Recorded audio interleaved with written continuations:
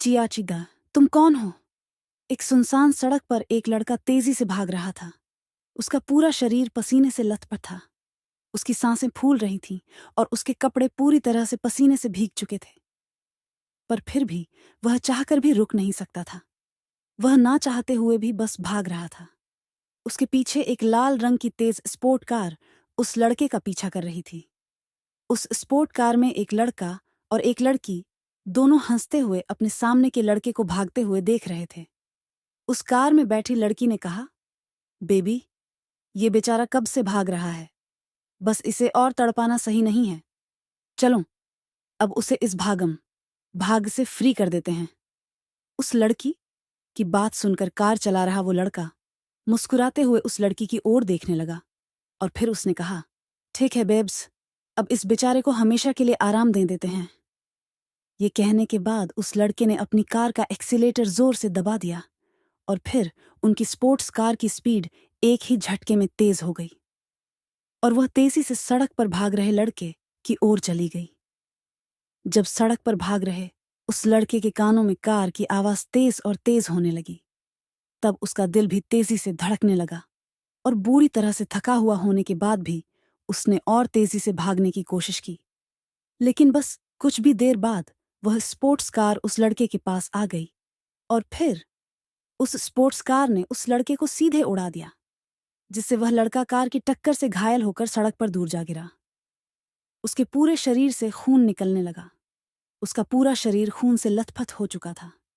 उसकी सांसें भी धीमी चल रही थीं। लेकिन इस टक्कर के बाद भी वह लड़का अब तक मरा नहीं था। उस लड़के को टक्कर मारने के बाद वह गाड़ी एक तेज ब्रेक के साथ रुक गई। इसके बाद उस गाड़ी से वह दोनों लड़का और लड़की बाहर आए और धीरे धीरे चलते हुए उस घायल लड़के के पास आ गए। उसके सिर के पास खड़े होकर उसे देखते हुए वह दोनों हंसने लगे। हा हा हा हा। इसके बाद उस लड़की ने कहा, बेब्स, देखो, वो अब भी कितना जिद्दी है। इतनी जोर की टक्कर लगने के बाद भी वो मेरा नहीं। इस पर उस लड़के ने हंसते हुए कहा, हाँ, तो बेब्स चलो इसकी जिद को खत्म कर देते हैं। ये कहते हुए उस लड़के ने उस लड़की को अपनी ओर खींच लिया और फिर वह दोनों उस घायल लड़के की ओर देखने लगे। इसके बाद वह लड़का अपनी कार के पास गया और वहां पर अपनी कार से उसने एक लोहे का राइंड लिया और उसके साथ खेलता हुआ वह उस घायल लड़के के पास आ गया। इसके बाद जब वह लड़का उस घायल लड़के पास गया, तब उसके बगल में खड़ी लड़की ने कहा, बेबी, क्या मैं ये कर सकती हूँ?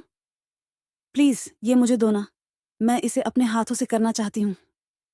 उस लड़की की बात सुनकर उस लड़के ने कहा, ऑफ कोर्स, व्हाई नॉट। लो, तुम ये शुभ काम अपने हाथों से करो।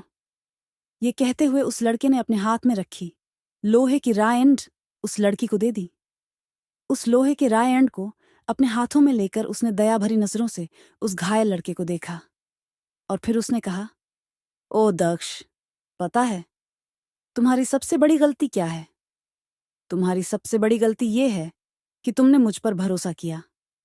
अब देखो तुम्हें इसके लिए कितनी बड़ी सजा चुकानी पड़ रहा है। खैर, तुम चिंता मत करो। तुम्हारे मरने के बाद तुम्हारी बाइंडी को हम यहीं पर छोड़ देंगे, ठीक है? ये कहने के बाद वह लड़की और लड़का दोनों उस घायल लड़के, जिसका नाम दक्ष था, उसे देखते हुए जोर जोर से हंसने लगे। हा, हा, इस समय दक्ष की आंखों में निराशा, उदासी, बेबसी, नाराजगी और गुस्सा सभी तरह के इमोशन दिखाई दे रहे थे। उसे अपने दिल में बहुत दर्द महसूस हो रहा था। वो ये सोचकर बहुत दुखी हो रहा था कि जिस लड़की पर उसने भरोसा करके उसकी मदद करने की कोशिश की थी, वहीं उसके साथ ऐसा कर रही थी। ये सोचकर ही उसकी आंखों से अनजाने में आंसू गिर पड़े।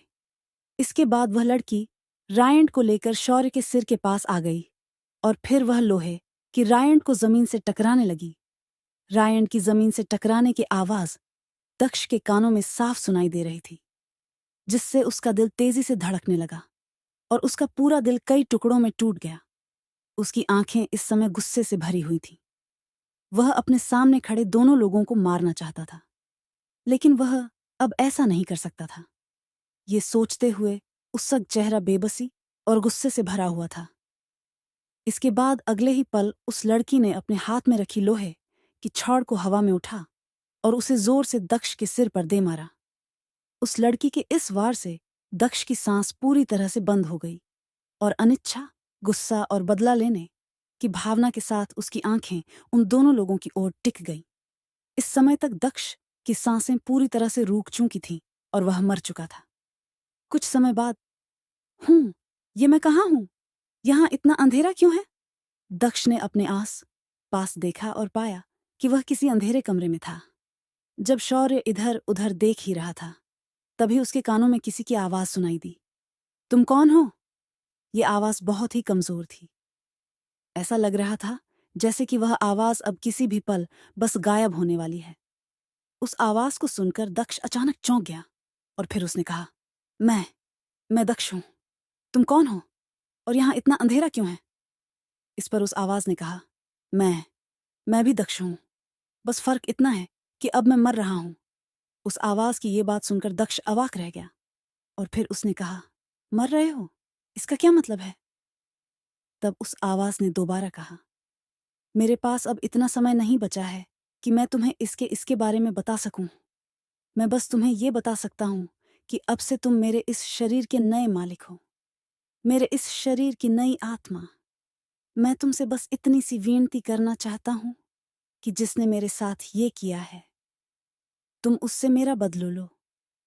बस मुझे तुमसे इसके अलावा और कुछ नहीं चाहिए।